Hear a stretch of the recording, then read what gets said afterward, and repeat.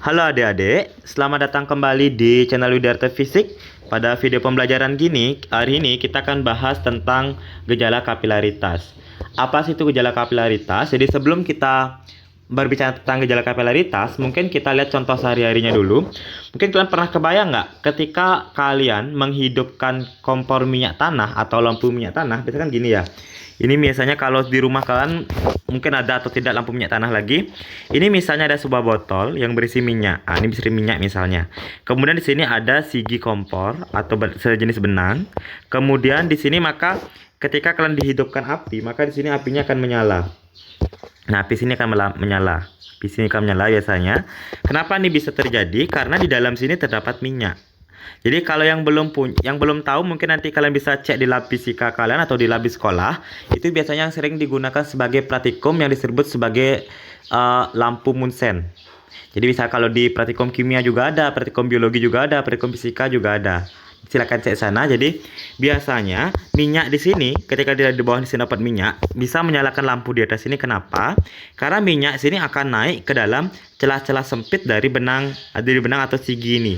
Jadi minyaknya masuk ke sini diserap sampai atas, maka sini dia udah ada kandungan minyaknya, maka dinyalakan api dia akan bisa menyala. Jadi kalau contoh lainnya lagi, misal seperti kalian lihat ini. Nah, ini kalian lihat seperti misalnya ada ini daun sawi ya, sayur sawi gitu. Ketika kalian ditaruh ke air yang berwarna, maka sawinya awalnya sawi putih akan berwarna. Jadi kalau dimasukkan ke dalam merah, maka sini berwarna merah karena dia nyerap ini nyerap masuk ke sini.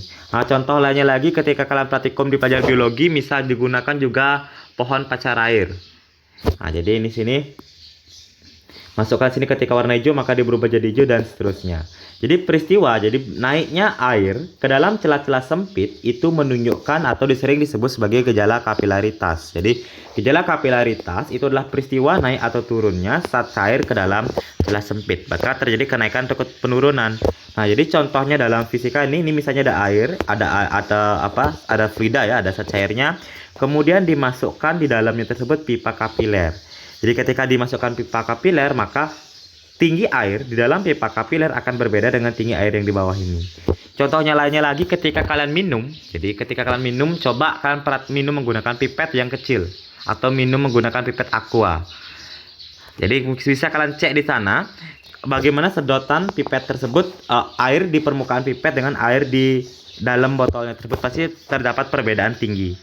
Jadi kenapa? Karena airnya masuk ke dalam celah sempit dari pipa kapiler atau celah sempit dari pipet atau sedotan tersebut. Nah, jadi peristiwa naiknya, jadi naik atau turunnya ini itu disebut sebagai gejala kapilaritas. Jadi biasanya kalau di fisika kita akan menghitung berapa besar kenaikannya atau berapa besar penurunnya ini, yang dapat kita gunakan rumus berikut. Jadi H kenaikan atau penurunan merupakan 2 kali gamma kali cos theta per rho gr. Jadi hanya kenaikan atau penurunan permukaan zat cair dengan satuan meter, gammanya tegangan permukaan. Nah, tegangan permukaan juga ada contohnya dalam kehidupan sehari-hari. Kalau kalian ingin lebih jelas, silahkan dicek di video sebelumnya, itu judulnya adalah tegangan permukaan pada zat cair. Nah, dengan R sih merupakan jari-jari pipa kapilernya ini. Dan G itu merupakan percepat gravitasi, dan theta itu merupakan sudut kontak. Jadi sudut kontaknya sudah ada di soal nanti biasanya. Nah, terus bagaimana pengaplikasian rumus ini ke dalam perhitungan? Mari kita cek ke dalam soal berikut ini. Oke, mari kita cek ke soal pertama.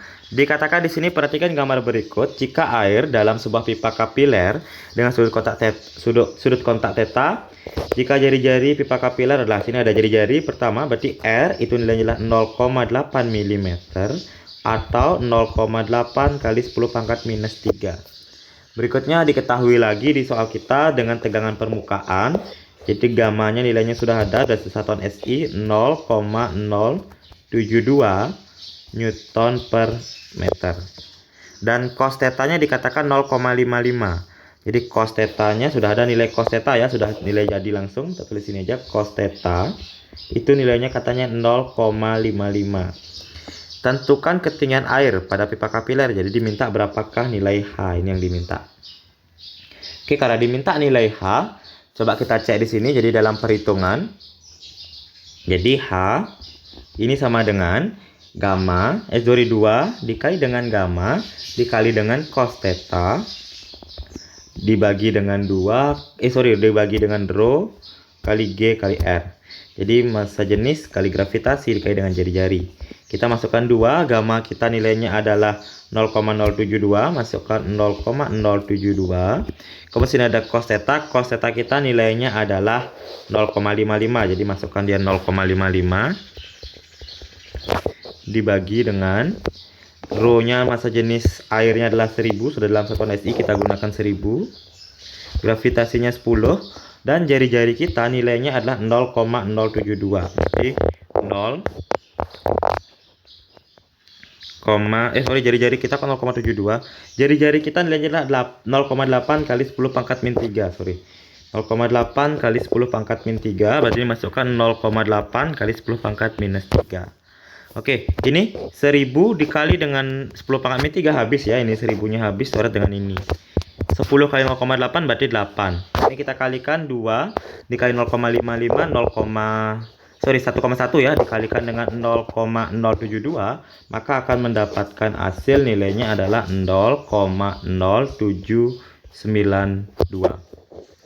Oke, per 10 kali 0,8 hasilnya adalah 8. Jadi 0,0792 dibagi 8 itu hasilnya adalah 0,0099 meter. Jadi karena di sini satuannya milimeter ya, berarti silakan dari meter ke milimeter dikali 1000. Jadi kali 1000 maka komanya mundur 3, 1 2 3. Maka hasilnya adalah 9,9 milimeter. Jadi dengan demikian jawaban yang paling tepat itu adalah option nomor A ya. Kita akan lanjutkan lagi ke soal berikutnya. Permukaan air dengan massa jenis sekian di dalam pipa kapiler berdiameter 1 mili adalah 4 cm di atas permukaan air di luar pipa. Berarti sini ya. Di sini ada pipanya, ada airnya gitu. Ini ada bagian air, ini pipa kapilernya. Dikatakan, nah ini permukaan airnya. Nah, lebih kayak gini. Terus dikatakan katanya di dalam pipa katanya 4 cm di atas permukaan air di luar pipa. Di sini di dalamnya segini, ada 4 cm ya. Nah, ini. Maka ini menunjukkan nilai H. Yang nilainya katanya 4 cm kenaikan air pada pipa kapiler dibandingkan dengan di luar. Oke, kita masukkan berarti H sama dengan 4 cm, kita rubah jadi meter, maka 4 kali 10 pangkat minus 2 meter. Berikutnya, massa jenis air, rho air itu adalah 1 gram per centimeter kubik. Ingat kita rubah ke SI itu adalah 1 gram per centimeter kubik sama aja hasilnya dengan 1000 kilogram per meter kubik. Berikutnya lagi dikatakan berdiameter. Jadi sini ada diameter. Sementara yang kita butuhkanlah jari-jari. Jadi diameternya 1 kali 10 pangkat 1 mm. Jadi 1 mm. Nah, jadi kalau diminta jari-jari sama dengan setengah dari diameter. Nah, berarti jawabannya adalah setengah kali 1 mm. Berarti 0,5 mm atau 0,5 jadi meter kali 10 pangkat min 3 meter. Berikutnya lagi udah sudut kontaknya. Ingat ada theta di sini, nilai tetanya katanya adalah 60 derajat. Besar tegangan permukaan yang diminta. Oke. Nah, sekarang kita mulai perhitungan. Yang mana rumusnya H sama dengan 2 dikali gamma dikali dengan cos theta per rho dikali gravitasi dikali dengan R. Jari-jari. H-nya nilai sudah ada 4 cm, 4 kali 10 pangkat min 2 meter. Jadi kita masukkan H-nya 4 kali 10 pangkat min 2 meter. Sama dengan 2 tetap tegangan permukaan mau dicari.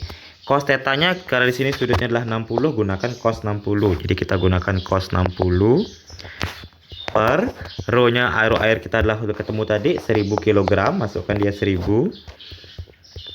Gravitasinya 10 dan jari-jarinya katanya 0,5 kali 10 pangkat min 3. Jadi kita masukkan sini 0,5 kali 10 pangkat min 3. Oke, kita lanjutkan lagi. 1000 dengan 10 pangkat min 3 bisa coret habis. Nah, terus berikutnya ini 4 kali 10 pangkat min 2, 4 kali 10 pangkat min 2 sama dengan 2 dikali gamma. Cos 60 nilainya adalah setengah per 10 kali 0,5 adalah 5. Kemudian ini kali silang ke sini. Nah, berarti jadinya adalah 4 kali 5 kali 10 pangkat min 2 sama dengan, ini kan bisa coret nih, setengah dengan 2 ini coret habis. Jadi sisanya ini cuma gamma. Jadi 4 kali 5 adalah 20 kali 10 pangkat min 2 sama dengan gamma. Jadi gamma sama aja hasil dengan ini, karena 20 kali 10 pangkat min 2 berarti 2 angka belakang koma. Berarti 0,20 atau 0,2 dengan satuan gamma adalah Newton per meter. Jadi gamma tegangan permukaan. Oke, dengan demikian maka tegangan permukaan terjadi pada pipa kapiler adalah 0,2 Newton per meter. Jadi jawaban paling tepat itu adalah option nomor A. Oke, demikianlah adik-adik contoh soal dari gejala kapilaritas. Jadi kalau seandainya ada yang belum jelas atau ingin diskusikan, mari diskusikan di kolom komentar. Dan jangan lupa tonton video pembelajaran yang lainnya. Selamat dan semangat belajar. Terima kasih.